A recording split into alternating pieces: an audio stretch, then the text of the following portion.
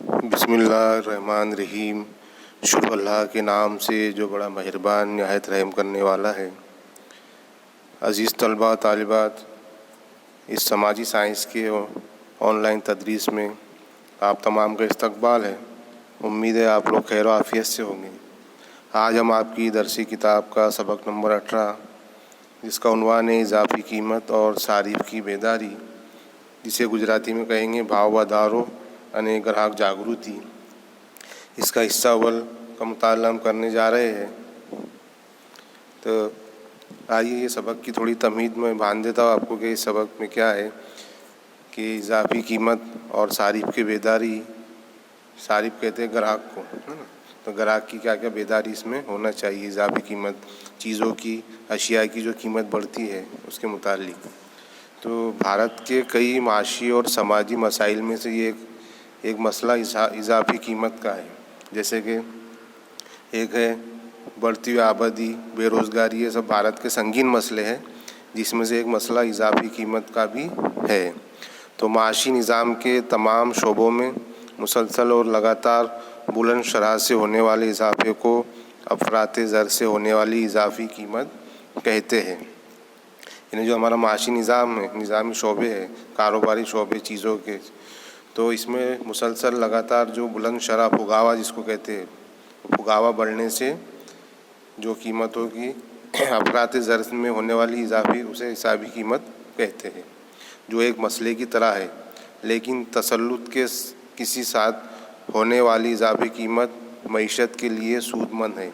तसल्लुत यानी कि मुसलसल, यानी थोड़े थोड़े वक्त में अगर कीमतों में इजाफ़ा हो तो वो मईशत के लिए सूदमंद होता है, फ़ायदेमंद होता है। जैसे भाई कोई चीज़ की कीमत आज बढ़ी, फिर कुछ वक्त वही कीमत चली, फिर उसके बाद और बढ़ी, तो इस तरह से थोड़े थोड़े वक्फे में अगर किसी की कीमत बढ़ती है तो उससे अब मईशत को, इकोनॉमिक्स को जो है वो फ़ायदा होता है। कीमतों में इजाफ़ा होने से मुंतज़िम और आजिर का मुनाफा बढ़ता है।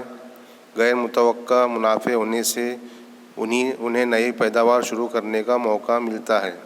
यानी जो कारोबार, जो ताजिर लोग हैं, जो बड़ी बड़ी कंपनियां लेके बैठे हैं, वो इजाफ़ी कीमत अगर होती है तो उनको बहुत ज़्यादा मुनाफा बढ़ता है उनका, क्योंकि वो जो चीज़ खरीदते हैं वो उसी कीमत में ख़रीदते हैं, पहले जितनी कीमत में खरीद जाते हैं। लेकिन कीमत में इजाफ़ा होता है, भाव बढ़ने से क्या होता है, उनको मुनाफा ज़्यादा होता है। तो मुनाफा ज़्यादा होने से फिर वो नई नई पैदावार शुरू करने का उनको मौका मिलता है जब उनकी आवक बढ़ती है। तो पैदावारी खर्च के मुकाबले में इजाफ़ी कीमत कम होने से नफ़ा बढ़ता है, लिहाजा नई सरमायाकारी का हौसला बढ़ता है और नतीजतन पैदावारी सरगर्मियाँ बढ़ती है। पैदावार बढ़ती है, रोज़गार बढ़ती है और आजिरान और मुंतज़िमीन ताजिरान अपनी आमदनी बढ़ने से उस इजाफे में से अपने कारीगरों को ज़्यादा मुआवजा अदा करते हैं। इस तरह तमाम की आमदनी बढ़ने से क़ुव्वत ख़रीदी बढ़ती है, लोग ज़्यादा अशिया ख़रीदने के लिए ज़्यादा खर्च करते हैं और उनकी मियारी ज़िंदगी भी बुलंद होती है और माशी तरक्की की सरगर्मियाँ रफ्तार पकड़ती है। इसलिए कहा जाता है कि तसल्लुत के साथ कीमतें बढ़ना माशी तरक्की के शर्त अव्वल है। तसल्लुत के साथ यानी कुछ कुछ वक्फे में अगर कीमत बढ़ती है तो उससे फ़ायदा होता है, क्योंकि जो कंपनियां हैं, जो ताजिर है, उनको मुनाफा होता है, क्योंकि वो जो उनकी जो की, जैसे भाई पेन है, तो पेन पहले 3 रुपए की वो लोग बेचते थे और उनको 1 रुपये की पड़ती है, 1 रुपये में वो ख़रीदते थे और 3 रुपये में बेचते थे। लेकिन अब भाव बढ़ा, कीमत के पेन की कीमत 3 की बजाय 5 रुपये में हो रही है, लेकिन उनको मिल रही है 1 ही रुपये में। पहले वो 3 रुपये में बेचते थे, 5 रुपये में 1 रुपये की चीज़ बेच रहे, तो उनको मुनाफा ज़्यादा होगा। उसकी वजह से वो क्या है कि नए नए जो रोज़गार खुलेंगे, नई नई कंपनियां बढ़ेंगी, है ना। और नई कंपनियां बढ़ेगी तो रोज़गारी भी बढ़ेगी, जो मुल्क की बेरोज़गारी वो दूर होंगी, कारीगरों की ज़रूरत पड़ेगी। फिर कंपनी को ज़्यादा मुनाफा होगा तो कारीगरों का मुआवजा बढ़ाएगी, कारीगरों का पगार बढ़ाएगी। इस तरह सबकी आमदनी बढ़ेगी तो जो पैसा है वो बाज़ार में आएगा, लोग नई नई चीज़ें खरीदेंगे, न खर्च ज़्यादा करेंगे। अगर आवक वो बढ़ रही है तो जाहिर सी बात है कि लोग उसको खर्च भी ज़्यादा करेंगे। तो इसलिए कहा जाता है कि जो तसल्लुत के साथ कीमतें बढ़ती है तो उससे माशी तरक्की की वो शर्तें अव्वल है। जब माशी निज़ाम में तमाम अशिया या खिदमात की कीमतों में लगातार और मुसलसल ऊँची शरह से इजाफ़ा होता है, तब अशिया और खिदमात की कुल पैदावार फ़ौरन नहीं बढ़ती, लेकिन ज़र की रसद तेज़ी से बढ़ती है, यानी पैसा जो है वो बाज़ार में आता है। इस तरह बहुत ज़्यादा ज़र मामूली अशिया को पकड़ने का ताक़ुब करता है। ऐसी इजाफी कीमत की हालत को अफराते ज़र से पैदा होने वाली हालत कहते हैं। कीमतों में होने वाली हलचल खर्च, आमदनी और पैदावार के आलात की कीमत की तहसीब को और उसकी तकसीम को और ज़र की रसद को दरहम बरहम करके माशी निज़ाम में अच्छा खासा गैर तवाज़ुन पैदा करती है। तब इजाफी कीमत मईशत की माशी तरक्की में मसाइल की सूरत इख्तियार कर लेती है या हाइल होती है। यानी कुछ गैर वाजबी बेवजह अगर कीमत बढ़ेगी तो उससे जो है मईशत को वो नुकसान होगा, है ना, और वो एक मसाइल की सूरत इख्तियार कर लेती है इजाफी कीमत बेवजह अगर बढ़ती रही। हमेशा इजाफी कीमत अफराद ज़र से नहीं होती। कई मरतबा अफराद ज़र की शरह कम होने के बावजूद बाज़ार में रियाया के लिए ज़रूरी अशिया या खिदमात की कीमतों में इजाफा होते हुए नज़र आता है, जबकि दीगर शोबों में कीमतें कंट्रोल में या कम होती हुई नज़र आती है। यानी हमेशा जो है वो कीमत बढ़ने के जो वजूहत है वो अफराद ज़र नहीं होती। कई मरतबा शरह कम होने के बावजूद भी बाज़ार में रियाया के लिए ज़रूरी अशिया या की खिदमत जो कीमतें हैं वो बढ़ा दिया जाता है ना। अब वो इजाफी कीमत के जो असबाब, चंद असबाब है वो हम देखेंगे एक एक करके कि भाई कीमत में इजाफा क्यों होता है, उसकी क्या वजूहत है, असबाब क्या है। इजाफी कीमत के असबाब, जिसको गुजराती में कहेंगे भाव वधाराना कारण।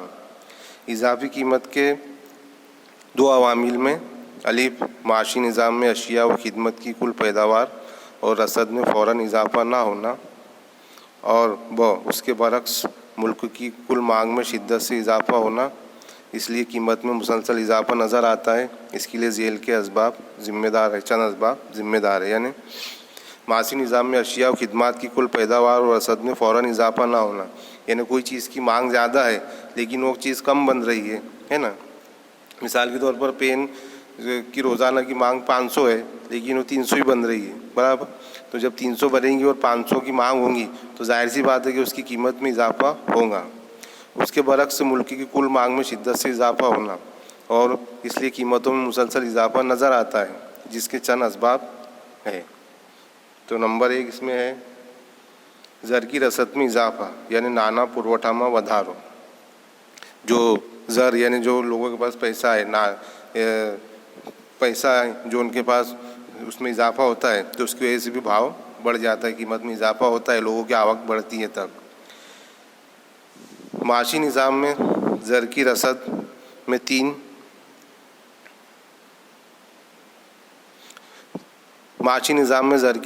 तीन तरह से इजाफा होता है। नंबर 1 खसारे की तकमील के ज़रिए, यानी नए ज़र की तख्लीक के ज़रिए। ज़र की हरकत की रफ्तार में इजाफा, यानी बाज़ार में ज़र की कुल लेन देन में इजाफा होने से। फिर इज़्ज़त तौसी की पॉलिसी के ज़रिए कर्ज़ की सूद की शरह कम करके सस्ता कर्ज़ देकर। यानी खसारे की तकमील के ज़रिए, यानी नए ज़र की तख्लीक के ज़रिए। जिस तरह से अभी जैसे लॉकडाउन लग गया है तो लॉकडाउन में सब जो गरीब तबका था उनको बहुत वो नुकसान हुआ है, तो उनके लिए इसने गवर्नमेंट ने क्या कि सरकार ने उनकी मदद की। किसी के बैंक खाते में 1000 रुपये दिए, है ना। किसी को जिसके पास राशन कार्ड था उसकी मदद की गई, उसकी पैसे की मदद की गई है ना। किसी को लोन दिया गया। तो इस तरह से यानी कि लोगों को एक आवक बढ़ी, जो उनको बिल्कुल आवक नहीं थी तो गवर्नमेंट ने उनकी मदद करके उनकी आवक बढ़ाई, बराबर। उनके पास पैसा आया तो वो खरीदो फरोख्त करने निकलेंगे बाज़ार में। दूसरा है कि ज़र की हरकत की रफ्तार में इजाफा, यानी बाज़ार में ज़र की कुल लेन देन में इजाफा होने से। यानी जिस तरह इंसान के पास गवर्नमेंट ने उनकी मदद करी, उनके पास थोड़ा बहुत पैसा आया या किसी और जगह से उन्होंने पैसा लाए तो वो बाज़ार में ख़रीदो फरोख्त करने के लिए निकलेंगे, बराबर। तो जाहिर सी बात है जब बाज़ार में ख़रीदो फरोख्त करने के लिए निकलेंगे पैसा बढ़ेगा और कोई चीज़ की मांग बढ़ेगी तो उसकी कीमत में इजाफा होगा। इज़्ज़त तौसी की पॉलिसी के ज़रिए कर्ज़ की सूद की शरह कम करके सस्ता कर्ज़ देकर गवर्नमेंट फिर स्कीम निकालती कि भाई कम ब्याज पे तुमको लोन दी जाएगी, है ना, जिसकी वजह से नहीं लेने वाला इंसान भी वो लोन ले लेता है यानी गवर्नमेंट कर्ज उनको देती है, तो जिनके पास पैसा नहीं उनके पास भी पैसा आता है और वो पैसों से फिर वो नई नई चीज़ें खरीदते हैं, जिसकी वजह से जो खरीदी की जो मांग है वो बढ़ जाती है और पैसा बाज़ार में आने से कीमतों की जो चीज़ों की जो कीमत है वो बढ़ जाती है।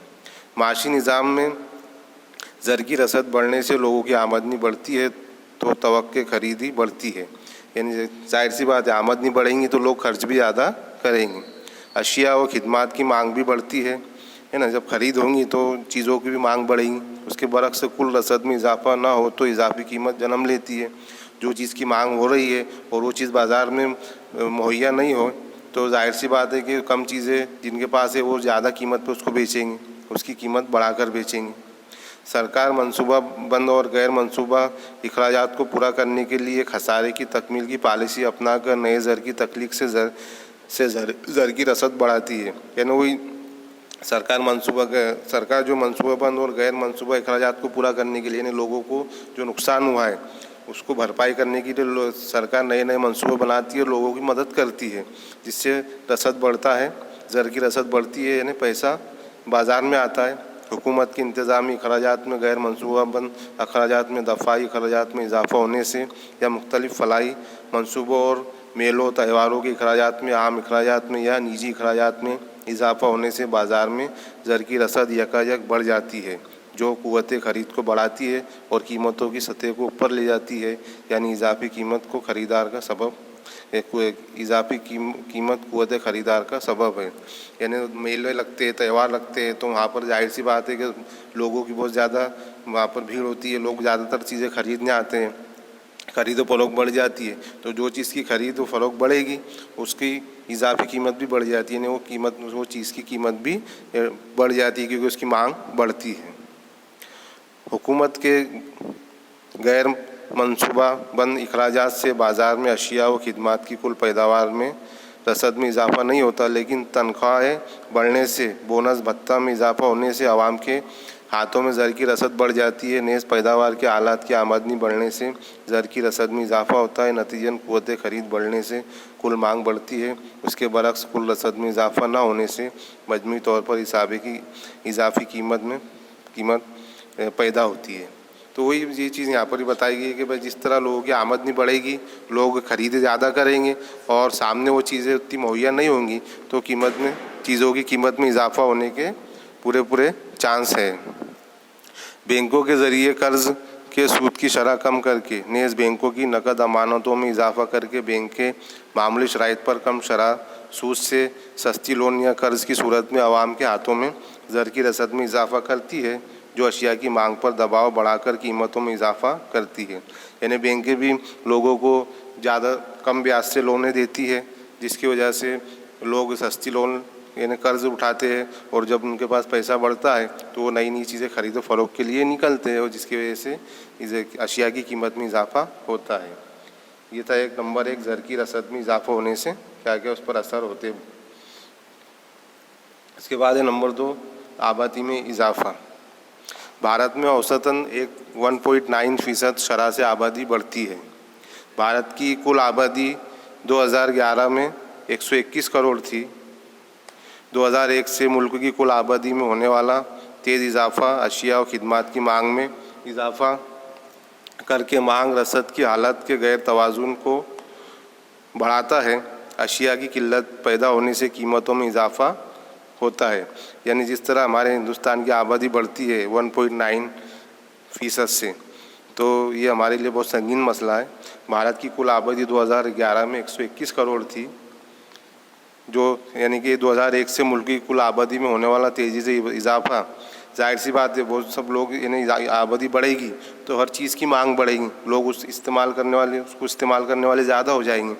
तो जो चीज़ें अशिया की जो खिदमत की जो मांग में इजाफा होगा और जब उसका इजाफा होगा तो वो चीज़ें नहीं होंगी तो उस हालत की जो गैर तवाज़ुन है बढ़ता जाएगा, यानी लोगों की मांग बढ़ती जाएगी, चीज़ों की किल्लत होती जाएगी, जिसकी वजह से जिन चीज़ों की किल्लत हो रही है उसकी ऑटोमेटिक कीमत बढ़ जाएगी, उसकी कीमत में इजाफा हो जाएगा। उसके बाद नंबर 3 है बरामद में इजाफा, यानी निकास में वधारो।